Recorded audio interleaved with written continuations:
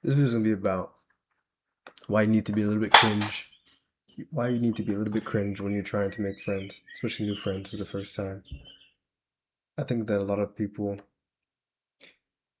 when we're meeting people for the first time, especially outside of places or environments that make socialization a really easy and almost a natural thing, when we're outside of those environments, it can be a little bit difficult for people to make friends and make good connections. And so, without our own intervention, it's very easy for people to go long extended periods of time without meeting any new people or being able to foster relationships with people that would be beneficial to their lives. Especially, let's say you're just anybody, you want to make friends, you want to meet people, you're in a new place, and you want to become a familiar part of this place. How do you do it? And the answer is you're gonna have to be a little bit awkward, a little bit cringe. That's fine. Like there's no problem with that. But there's no problem with it, but at the same time we feel that there's a problem because a lot of the time we don't want to be perceived as someone that's awkward or cringe or socially weird or all of these things. It gives us fear. And it's built into our brains to give us fear because we have such a necessary need for socialization.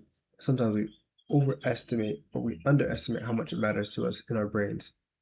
And then we overestimate the actual danger. We think that there's more danger when there's really not as much danger as we think there is. So, what do you do? How do you get past that feeling of almost like the anxiety that you feel to do something wrong or to talk to somebody and it turns out awkward, it's awkward silence? How do you get past that fear? The way that you have to get past that fear, a lot of the times it's just for it to happen, which is difficult. And for you to be in the situation where it's already happening, you kind of already feel like you're already too far in. You don't want to get to this point where it's happening now, and you feel like, oh man, this is the exact thing I didn't want. But what you come to notice is that in those times, in those moments where you feel that awkward silence, or you feel that anxiety, or you feel the awkwardness, and you're like, oh man, and you may have the want to beat yourself up. No, it's not what you do. This and those moments will actually help you a lot more than if you didn't do them or if you didn't have them. If you didn't have those moments, you wouldn't be able to properly adapt yourself to those moments and actually be more comfortable in them. Because what happens is because you're living in the anticipation, you're in the anticipation of something like that happening, and because you're anticipating it, when you do get to a moment or you do have a moment to speak with somebody and or you're trying to be bold, but then you're still anticipating, it's still in the back of your mind that you're anticipating this thing. And because you're still anticipating this thing, you can't actually ever fully be in the moment. So the people always say the first thing you have to do, the first way you go somewhere is you start going. You just start.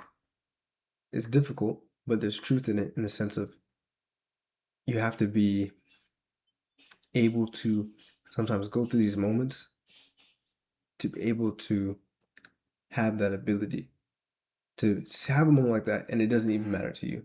And the less it matters to you, the less it happens. The less you care. And the less you care, you become more comfortable and then you're actually able to be yourself. And you won't worry so much about, oh man, if this person thinks I'm weird, oh man, if this person thinks I'm awkward. Sure, you will not want to leave a bad impression. Sure, you will not want to offend somebody. Sure, you still may not want to have awkward silence, but you know that it won't kill you. And because of that, because our brains are weird, you're able to show your brain a new pattern. And you're also prove to yourself that you'll be okay. Now, if you also, if you're taking the time to learn these things, to go through these moments, what you come to notice is that the person, a lot of the time, sometimes the people that you speak to are just as concerned about seeming awkward and wanting to be accepted as you are. So a lot of the time, when you're in awkward situations or awkward moments, stop trying to put so much of the blame on yourself and stop trying to put so much weight onto your own shoulders, because the other person also wants to speak to you, or they may not, either way, but most of the time, people also just want to be accepted. And if you're willing to be accepting to people, they're more likely going to be accepting to you, or they'll even be more open to you. And then your worries for being awkward or your worries for anything are now they take a back seat, because now at this point your mind doesn't have to be on that. Your mind, when you're talking to people, when you're meeting people for the first time, your mind should really be on the other person and not necessarily on yourself. That's difficult. That sounds obvious, or that sounds like, but it's an odd way to say it. Sometimes it's difficult for us to like fully put it into practice, because at the same time you're anxious because the other person is there, right? And because you feel like, oh, you don't want to mess up this conversation, and I don't want to seem weird, or I don't want to creep this person out. Those totally valid thoughts, but you should really, in those thoughts, you're thinking about you doing something wrong, and then because you're doing something wrong, it's going to affect this person, and this person is going to feel like, oh, that person's weird. Oh, ew. Don't worry about all that. What you need to do is actually look and be attentive to the other person, and actually engage with the other person. The more you're engaged with the other person you're speaking to, the more you're engaged with the person you're interacting with, the more you can focus on that instead of your own anxieties. Because our minds will fixate on one thing, and because we're fixated on this one thing, it will overtake us.